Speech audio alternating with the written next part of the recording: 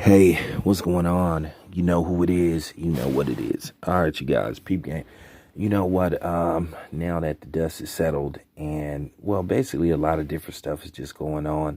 So it's a lot of different directions to go. I'm gonna further talk about Derek Chauvin. I'm gonna talk about some other stuff like later on. But I wanted to take the time out to talk about this particular situation with Sergey the Crusher Kovalov, and we all know that Sergey the Crusher Kovalov loves to crush people, especially crush women's face. Now, I will say this much. At the end of the day, this is my stance on domestic violence. I feel like this. No woman should put her hands on a man, and a man shouldn't put his hands on a woman. As I said before, if you're in a situation where you feel like you have to react with violence towards your spouse, you don't need to be with that particular person. Okay? And I'm just keeping it 100 because I done been in that situation. So at the end of the day, I've lived through it. I said this before. I was on the receiving end, and the giving end, but actually I didn't really give. I went through a particular situation with that.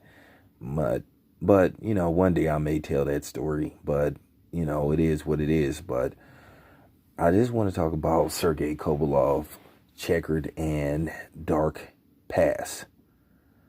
And I really want to take the time out to basically take the task, the media and the so-called fans, because they need to be taking the task too. As you guys know, Sergey the Crusher Kovalov recently pleaded guilty to a lesser charge of basically assault, battery, etc., for basically, you know, basically savagely punching a woman in her face. They said he shattered her nose, and basically kicked her dog. Now, this woman sued Sergey Kovalov. He was ordered to pay her a lump sum of money. It appears that he's not made a lot of payments to her. They said he's paid her some money, but not paid her all the money. So basically, they're going to probably end up back in court. Now, keep in mind, Sergey Kovalov is not an American citizen. He is basically operating on a working visa. Now, with that being said, you would think by him pleading guilty and being officially convicted, they would tell him he need to go back wherever he came from. Now, keep in mind, he will not do any jail time. Okay? He will not do any jail time. He got probation and some community service, and he'll pay like a light fine. But he will still be allowed to work off his visa. And it's kind of funny, you've seen people get deported for lesser reasons, but yet he is still allowed to work under his visa. And basically, you've heard next to nothing from the media. But keep in mind, this is the same media that was all over the Floyd Mayweather situation. When Floyd Mayweather had his situation. Now, keep in mind, Floyd Mayweather pled, like, if I'm not mistaken, no contest, and he did like 30 days in jail. He's an American citizen. But Sergey Kovalov, who's not an American citizen, does no jail time whatsoever. He doesn't even get deported.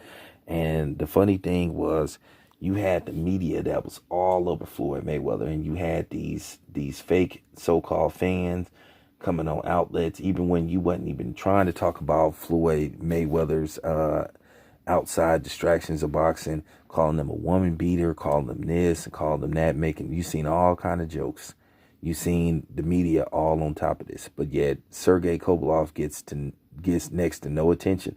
The same as those white MMA fighters like War Machine. War Machine brutally attacked his former girlfriend, damn near killed her, attacked her boyfriend, and he's in jail now. But the media didn't basically talk about this.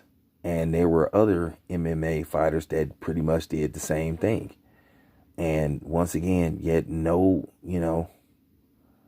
buzz by the media. But if a fighter that looks like me or athlete that looks like me does anything wrong, the news is all over this. So you have to talk about a certain double standard and a certain imagery thing that they want to portray with one group versus the other. And this has been going on forever. Forever. And then, like I said, you look at, and here's the thing. Now, once again, Floyd made some off-color remarks about Manny Pacquiao. And once again, the news was all over him. Everybody was outraged, calling Floyd a racist and all that kind of stuff. And Floyd isn't a racist. There's no such thing as a black racist. Once again, there's no such thing as reverse racism. Book it. But people have something to say about that. But yet Manny Pacquiao made remarks about that gay people should be, executed and they're worse than animals and all that kind of stuff. And next to no buzz from the media. So it just goes to show you it is a double standard. No matter how much people want to pretend it doesn't exist, it really exists. It's out there. A lot of times people try to play it's all in your mind. And once again, they try to use these terms when black people point these things out. Oh, black people are ultra sensitive and emotional and all that kind of stuff. Anything to keep black people from speaking on these situations. Like I say, that stuff don't work on me. If I see something that I don't like, I'm going to speak on it. I can give two fucks about what white people or non-blacks think about what I have to say. Once again, if you don't like my content, you can keep your ass off my channel. Don't come back. I'm not asking you to be here. You don't have to be here. You do not tell me what to talk about on my channel, ever. Once again, you have the option. My channel isn't for everybody. And I will continue to say that. Okay? But yeah, Manny Pacquiao got away with that. Now, let's talk about Sergey Kovalev and his other issue. Sergey Kovalev put up a picture of Adonis Stevenson. Well, he basically put up a social media post of his son with a gorilla t-shirt on, and he basically saying it looked like Adonis Stevenson.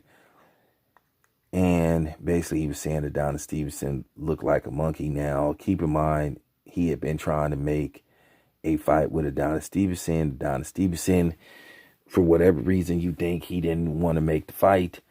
And basically he was trying to say he looked like a monkey. And we all know what that means when people refer to black people as monkeys. Once again, that was swept under the rug by the media and these so-called YouTubers that say they call stuff right down the middle, which they don't.